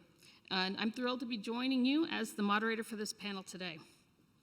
As you heard, Metro Art enhances the customer experience. It uplifts the human spirit with award-winning visual and performing arts that connects people, it connects sites, it connects neighborhoods throughout Los Angeles County. Did you know that you can find locally commissioned art installed at every Metro rail station in other parts of our system? Our recent completion of the Regional Connector Transit Project, 3 new Metro stations with 8 permanent commissioned artworks are not only elevating the customer experience, but also reflect our diverse communities. They bolster our reputation as the creative capital of the world. Artists are the architects, designers, and creatives that support the work that we do. By the way, I should note that the art from the Regional Connector was also noted by the New York Times, and when have you ever seen the New York Times write something glowingly positive about Los Angeles? You're welcome. When we think of infrastructure, it is also vital to remember that creative human infrastructure is the key to success for major projects like the 6th Street Viaduct and the Regional Connector and Metro system in general. What they have in common is the bridges that were built through meaningful partnerships with local artists, community-based organizations, and government agencies to better serve our communities towards a more prosperous future.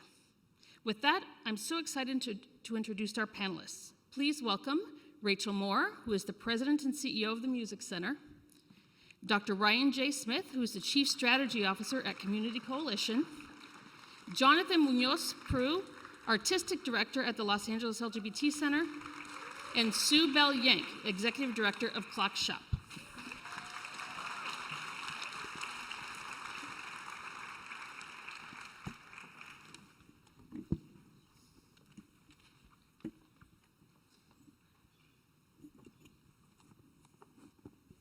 Excuse us as we get situated. So I wanted to start by talking about the core of what this conversation is about, which is partnerships. Collaboration is often cited as a key to success, especially for nonprofit organizations. So let's talk a little bit about how your organizations have leveraged partnerships to fill gaps and achieve the mission. So, let's just have a conversation. I don't know if anybody here wants to be the hand raiser to start that, but Well, I'll go ahead. Go. So, the Music Center, our facilities are county-owned. And because of that, we feel that we have not just a legal but a moral obligation to serve everybody in LA County. And our vision is to deepen the cultural life of every resident of LA County, and that's a huge vision. And the only way we could ever come close to achieving it is by having fantastic partnerships across the board. We won't be successful unless we partner. And so we look to, when we do our big events, when we have Dance DTLA, when we have very special arts, we collaborate with artists, we collaborate with Metro, we collaborate with all sorts of organizations, because without it, we can't do it. And I think that no single institution can represent the multiplicity of voices across the county. So the only way we can come close is by partnering with folks. I guess I'll go next. I work for an organization, Community Coalition, that believes very deeply in partnerships. But first I want to say this. Thank you, Gustavo and Arts for LA team, for a really amazing morning. I feel very, very inspired. And, it's Fannie Lou Hamer who said, nobody's free until everybody's free. So I'm reminded of our collective freedom that we need to fight for. So whether we're fighting for the creative arts, whether we're fighting for wages, whether we're fighting for expression, whether we're fighting against censorship, whether we're fighting for our collective liberation amongst communities, we all are in a collective fight together. And that, to me, is important when I think about coalitions. LA is a coalition town. Community Coalition It was started and founded 30 years ago by Mayor Karen Bass to fight for the social and economic conditions of folks in South LA. And 30 years later, we're still fighting. But we could not fight those efforts if we weren't partnering with our brothers and sisters on the East Side, if we weren't recognizing the struggle that was happening in the East Valley, if we didn't recognize what was happening in Pico Union and us working together. It's an undertold story in LA that communities work across sectors. They work across physical boundaries in order to make change. And I hope that as, you know, in this inflection point for the city and the country, that we're thinking about how we deepen our connections more and more and more. So it's not just about us partnering, but it's us seeing ourselves in our partners and us working together across difference in order to achieve our goals. And this is the important time to do so. All right, I'll go next. I see a wall of black, so I think there are people out there, so hello. We can't see any of you. Jonathan Munoz-Prue from the LA LGBT Center. Partnership is such an integral part of how we do our work for a lot of reasons, but it started when I stepped into the role as artistic director a year and a half ago, and I inherited a budget for 1 year of programming of 2 theaters and 2 art galleries, a budget of $8,000. And I thought, well, this is quite the challenge. And we had this vision of having a robust calendar of programming like the Music Center, like CAT UCLA, like Red Cat. We wanted to be a date night every night of the week for our community. So what we did was partnership. We reached out and partnered with 20 different arts nonprofits over the course of a year.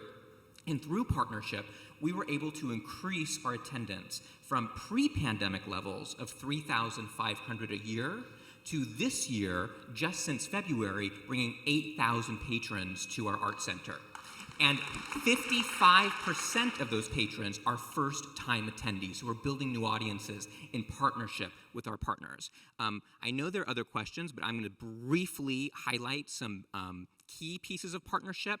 First, of course, is financial. We're able to produce programming with less of an investment. We can stretch our, it's more than 8,000 now, but we can stretch our money that would have been maybe 4 productions to being 150 events per year. The second is, of course, attendance. We're able to not only market to our core audience, but we're able to introduce ourselves to new audiences to us through all of our 20-plus partners.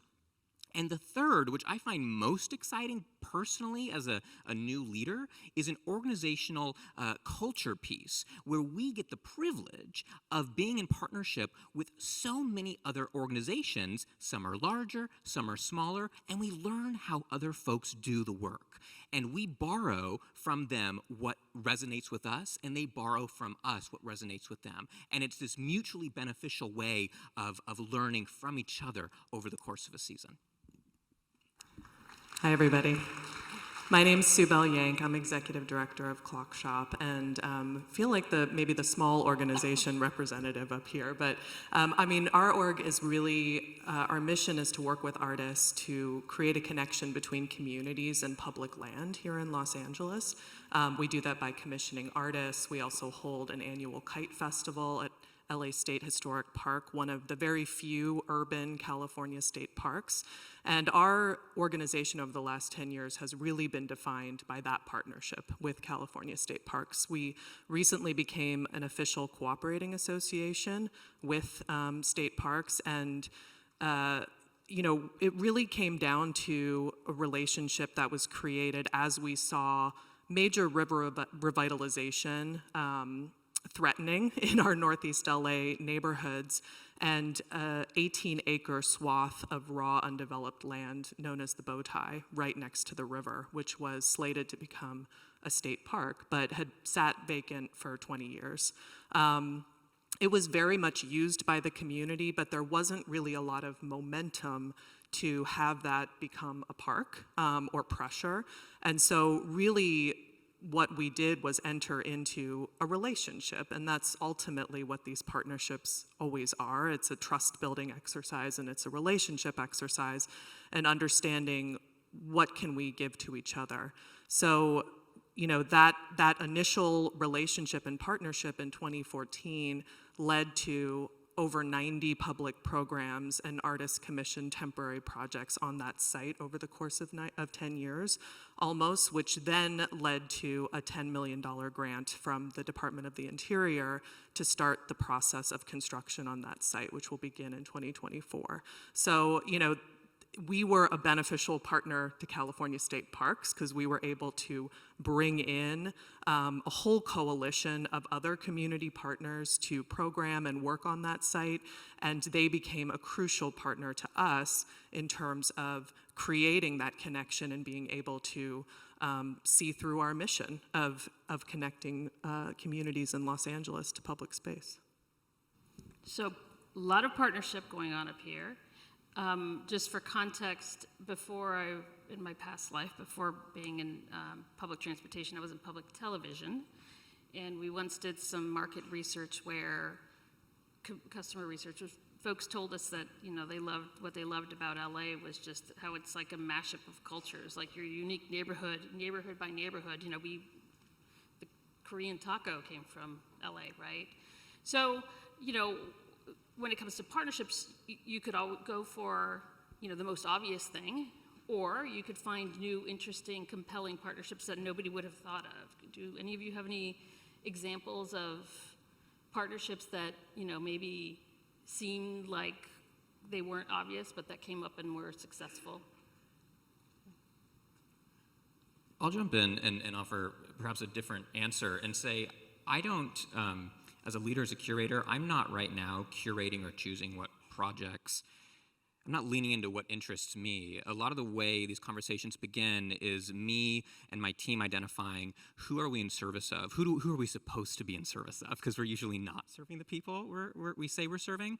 And then we go to leaders in that community, whether it be a BIPOC community, a senior community, a youth community, whatever it might be, our neighbors down the street. And the conversation rooted in a consensus organizing methodology usually begins like this. We say, we'd love to be in community with you. We recognize that though we've been here for 25, 30 years, fill in the blank, you haven't always been in the room. And I believe that's not because you don't know we're here. It's not a game of better marketing. It's because you know you're here and you're choosing to not come into the space. So we would like to be in service of you. What would you like on your theaters? And what would a relationship look like to you? And I think in 2018 at my last job, we had about 150 of those conversations in 1 year at a Noise Within in Pasadena. And it's the community telling us what they want us doing. And usually they want to do that work with us and put their folks on stage. And so it's led by listening and leaning into what folks want to bring to us. Oh, I was just going to offer another methodology because I completely agree with that. And for me, this process of deep listening in advance of a truly meaningful partnership is crucial. And so one thing that Clockshop is undertaking right now, we just launched a cultural atlas project. And really the impetus of that was around the future development of this park and wanting future programming and also, equity around the park to be addressed in these neighborhoods that are undergoing extremely rapid change and gentrification and erasure right now. And so it really became a storytelling and oral history project to both, capture and explore the stories of these local communities to be told at the park, and through programming, but also to inform our direction and what is going to be relevant as we move forward as a programming partner. And so, a very similar kind of process, but another method through which a storytelling process can elicit and already has elicited strong future partnerships, I think that will unfold over time. Yeah, I think Rachel has something. Yeah, so we, in terms of partnerships and approaches to partnerships, a number of years ago, we started something called the Partner Network Initiative, and it's a group of sort of community organizers and arts and culture leaders that we wanted to partner with over the long term and really build a relationship because, frankly, as a larger institution, there's a lot of skepticism on our authenticity, let's put it that way, and we wanted to work with really wonderful people who could serve as a think tank and be co-creators on a lot of projects. And we know, partnership and trust take a lot of time, and so we didn't want it to be just a 1-year deal or a 2-year deal.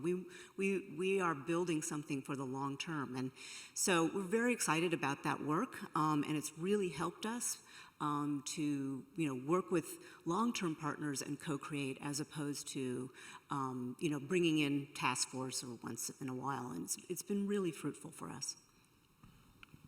I'll probably build on this theme around community organizing and deep listening. So we are a community organizing institution. We knock on doors, and I will say, to be truthful, I believe in the power of community organizing. I believe in the power of working in community. I believe we have to be responsive to the communities that we're working with. And we actually have a dynamic arts and culture department that really thinks about art building as a way to build power.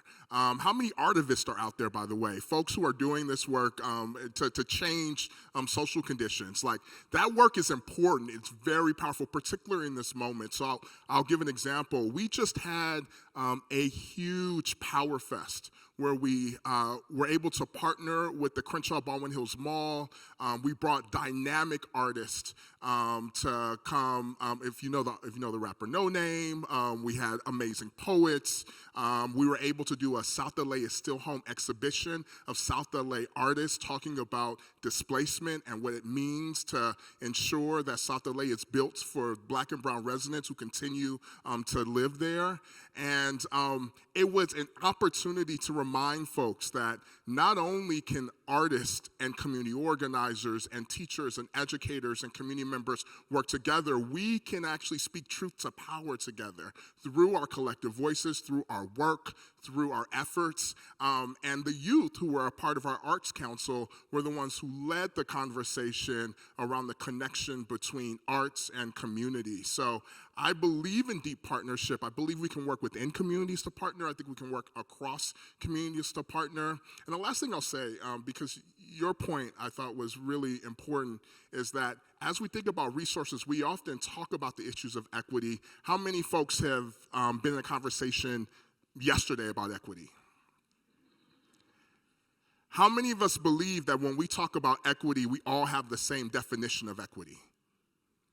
Can you imagine this? Billions of dollars are being spent on this issue of equity, and not 3 hands were raised that we have a common definition. So I will say this, as we think about partnership, we need to be providing resources to the highest need communities here in Los Angeles, and that includes the arts. That we are limited in what we can do, but if we're not making sure that that is directed to the people who often aren't able to go to museums, who often are not asked what they value in art, who are often not asked how they can express themselves, then what is the work that we're doing? So if we're going to talk about equity, we're going to talk about action. If we're going to talk about action, we're going to talk about making sure our work gets to the highest need communities here in Los Angeles. Yeah, of course. At very briefly, I was at a preview of one of our shows, and there's a lot of ideas of how one should behave in the theater and what the expectation is. And there was a young couple in the back row, and the play started, and they took out of their bags 2 Four Locos, and they cracked them open and started drinking, and then they took out a bag of Cheetos, and they started eating their Cheetos. And I thought, this is a great chance to practice supporting how people show up to the theater and meeting people where they're at. 4 Locos, okay. Love that. So we have different organizations of different size here on this panel. So I just wanted to, reflect on, Rachel, you mentioned something about the Music Center and how the authenticity might be questioned or whatever because of the size. So what are, for the smaller organizations, like what are the challenges that you might face that it might be different? Yeah, I mean, I think that exists on any scale. I mean, we're certainly larger than some individual people we might be talking to, or have different kinds of capacity, than other folks we might partner with. And so I think it's really, really important to keep that in mind. I'm thinking specifically about our ongoing relationships with First Peoples of Tovangar, which is very important, Tovangar being the Tongva word for where we are now. And, when we're dealing with public land, obviously that kind of relationship is crucial. We have varying different levels of capacity than some of the folks or organizations or families that we might be working with. And so, I mean, to me, it's really about that listening process, being extremely transparent about what it is that we have to offer, and reorienting ourselves, I think, in terms of thinking about the sovereignty of the land and how we can be in support.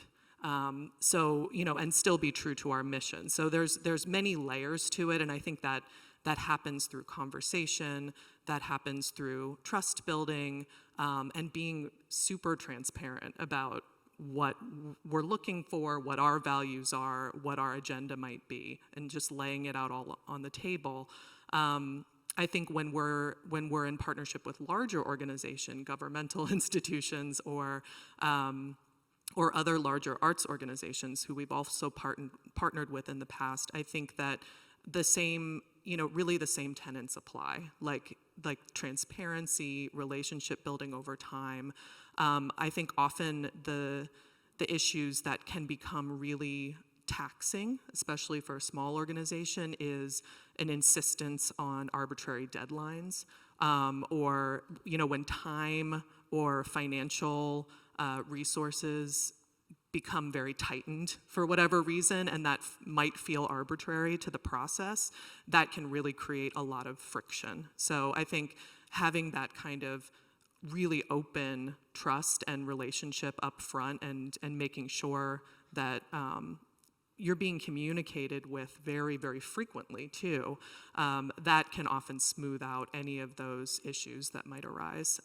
Credit is another big one. I would just put that out there. Sometimes we forget, to give credit to all of the participants in a project, or to all of the institutions or partners that might have worked on it. As much as we try, it's easy to forget. So I think that's always a good thing to keep in mind. Anyone else? If not, go ahead. Well, I guess the one thing I will say, we're an organization of about 35 folks that often is being asked to, quote unquote, punch above our weight, meaning do a lot with the little resources. And particularly after the pandemic, it feels like the nonprofit sector, folks who are supporting youth, those in education, are being asked to do more with less. Are asked to actually repair a lot of harm that has happened with not enough resources and not enough time. And I think when we think about our work, we think about a couple things. One, how do we ensure we're always doing the work that's going to be the most impactful? And sorry to philanthropy, not what philanthropy thinks is most impactful, even though I think it's important. But what we actually see on the ground, particularly from our community members and our partners, think that are impactful and important, because I think oftentimes if we're going to do the work, it has to be work that wins over hearts and minds. It has to be work that's actually making material conditions better. And if we're not talking about that, then we wonder if this is the work that we should be doing. And, shout out, I will say, to our philanthropic partners, thank you for funding us. And in this post-pandemic world, we should be thinking about how we work with our nonprofits to think differently about how we're holding folks accountable, how we're collecting data, how we're thinking differently about North Stars, because a lot of that work actually guides us to not do the meaningful work that we actually see needs to be done in community. I'll add to this. Yeah, thank you so much. I will add to this. The center is unique because we're a larger organization than most of the folks we partner with. We have 10 buildings and over 800 employees. But the cultural arts department that leads the Arts Center is a staff of 3, myself and 2 other people. So there's a lot of assumptions. Well, first I'll say that any 3 people leading any arts organization, it's hard. It's very, very hard. So I appreciate that you all may be experiencing. I will also say that because we're connected to the center, our partners oftentimes assume a machinery and an infrastructure that doesn't yet exist. So for me, it's less of a size question, a small or large organization, but more of a systems and infrastructure question, because we have amazing ingredients at the center. We have a marketing department, we have a development department, but they have not yet in our history done that work in service of arts and culture. So even though it's there, it's not easy to pull all those levers. So that is a interesting place we axis we're on. And I'll also say that as a larger organization, in the sense that we are in partnership with a lot of collaborators, we have the benefit of a bird's eye view and data collection of how all these arts organizations are doing compared to each other. We're able to take that data and share that data with our individual partners so they can see a larger ripple in the ecosystem.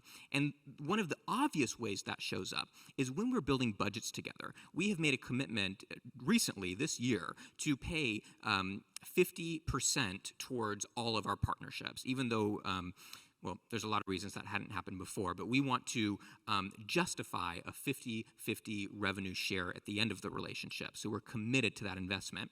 And part of how that looks is we look at what our partners are paying their artists, and we sometimes say, look, we are actually going to give you more money to pay your director double or triple, because we see across all of these relationships, that's on the low end of what folks are paying. So anyone who's working in this sandbox, we want to sort of create some continuity among the artist experience and takeaway at our building.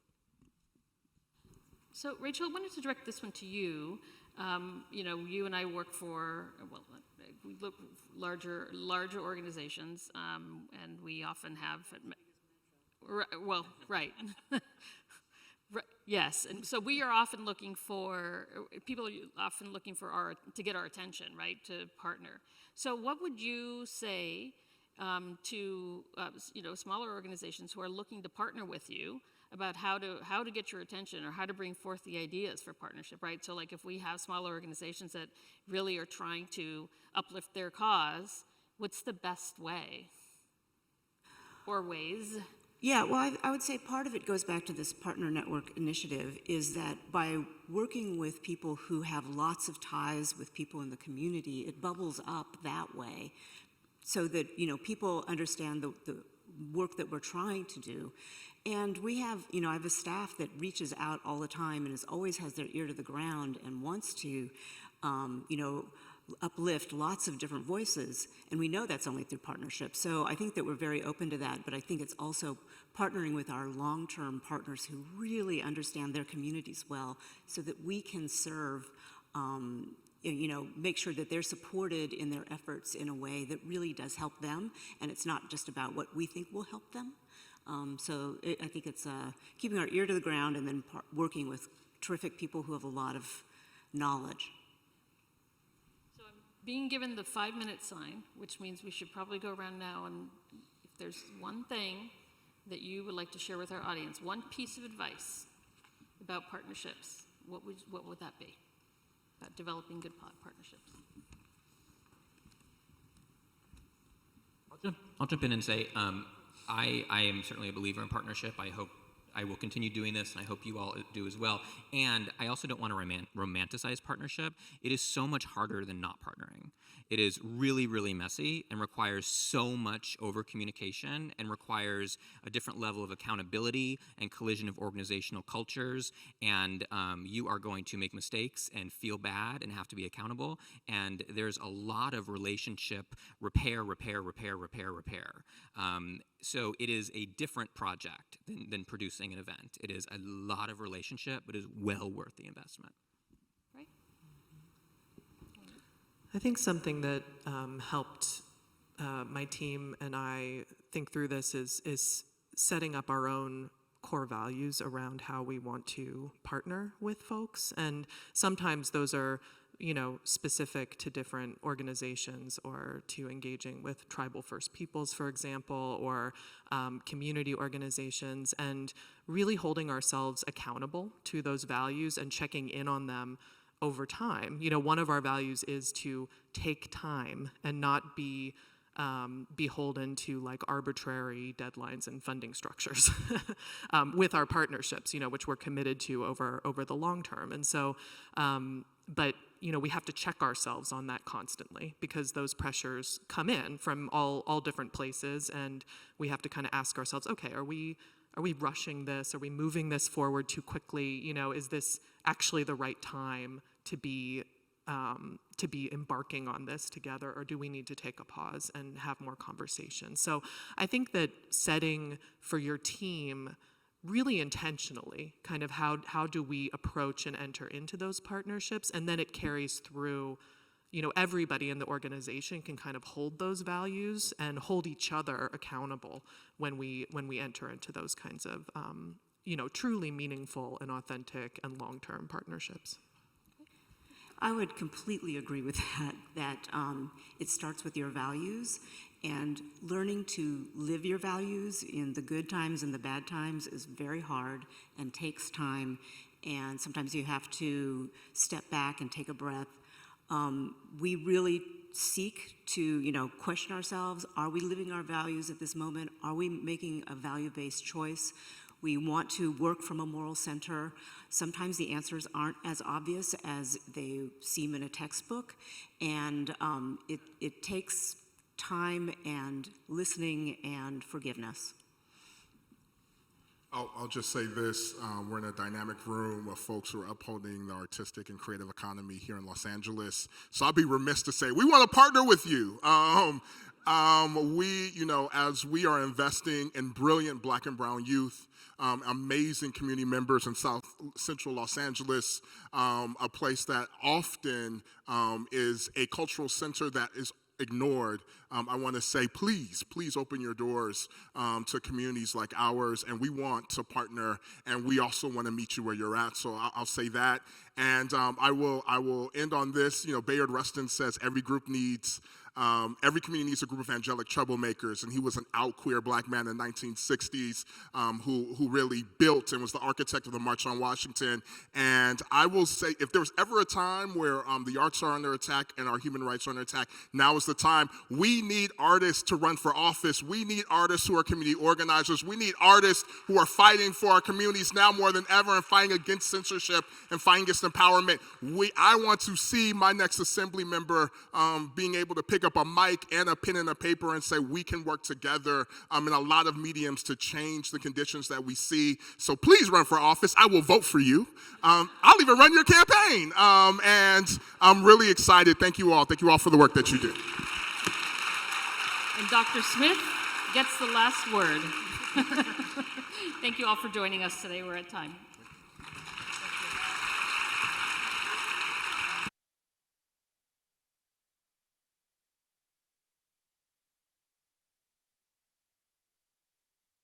Hello. Oh, woohoo! Take two.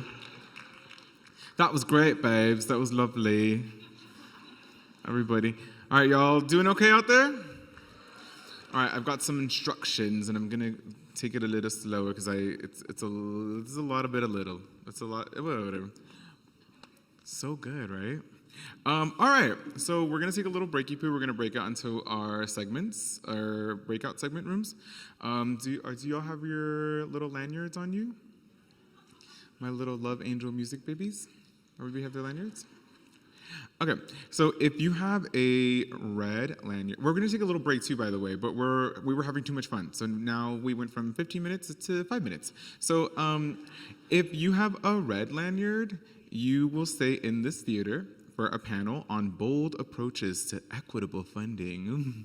Fun. Are we good, my reds? Okay, cool. If you have a blue lanyard, where my blues at? My little cool blues. You're gonna return to the main entrance and be guided to a fireside chat on community engagement with LA 28. Wowee! Are we good, my blues? Does that sound good? Okay, cool. Where are my orange lanyards? Woo! Woo! Yeah! My friend Quinta says orange. I'm like, orange and pillow instead of pillow. Anyways, you will go to the 3rd floor auditorium. That's right, to hear from our reimagined leadership panel. And yeah, that's it. Basically, there's people in the back with crew volunteers with red shirts, red arts advocate shirts, ready to help you find your way. And we'll see you in a few.